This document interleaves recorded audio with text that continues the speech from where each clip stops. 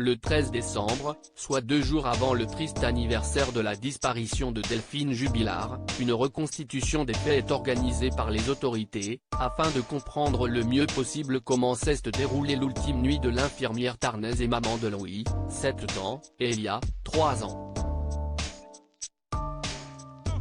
La jeune femme n'a pas été retrouvée et si ses proches sont catégoriques sur le fait qu'elle ne serait jamais partie de son plein gré sans ses enfants, elle était en procédure de divorce de son mari Cédric, aucune scène de crime et aucun corps ne permettent d'expliquer ce qui a pu se passer.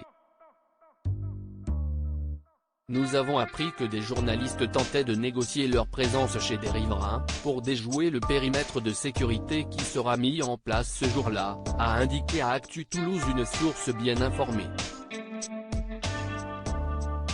Comme lors de son audition pour statuer sur la prolongation de sa détention provisoire, la justice est catégorique, aucune photo ou vidéo ne doit fuiter dans les médias. Car il faut à tout prix éviter une situation choquante telle que celle d'une autre affaire très médiatisée, celle de Jonathan Daval. En effet, un cliché du technicien en informatique, serrant le cou d'une gendarmette figurant Alexia dans l'escalier de la maison de Greil, Haute-Saône, avait circulé dans la presse et sur les réseaux sociaux, rappelle le média.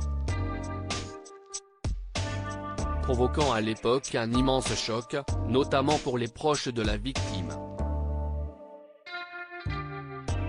Ne rien laisser fuiter pour mener à bien cette mission. Une bulle étanche, ou bunker va être créée. Les habitants des environs de Cagnac, les Minouvivelles et Jubilard sont sensibilisés aux risques encourus en cas de diffusion d'images de la reconstitution avec notamment du porte-à-porte.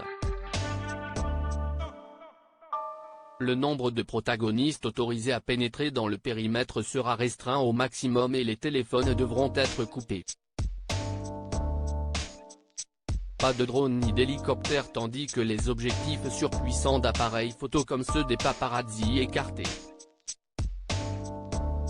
Pour organiser cette reconstitution, les gendarmes doivent en effet faire face à l'intérêt immense porté à cette affaire.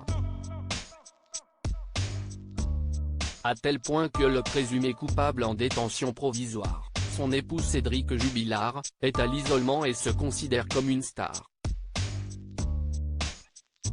Très attendue, cette reconstitution pourrait attirer curieux et paparazzi, or, les forces de l'ordre veulent à tout prix éviter le traumatisme lié à l'affaire Daval. Le but de cette reconstitution sera notamment de comprendre pourquoi des cris ont pu être entendus par des voisines, mais pas par le reste du voisinage. Cédric Jubilard reste présumé innocent des faits qui lui sont reprochés jusqu'au jugement définitif de cette affaire.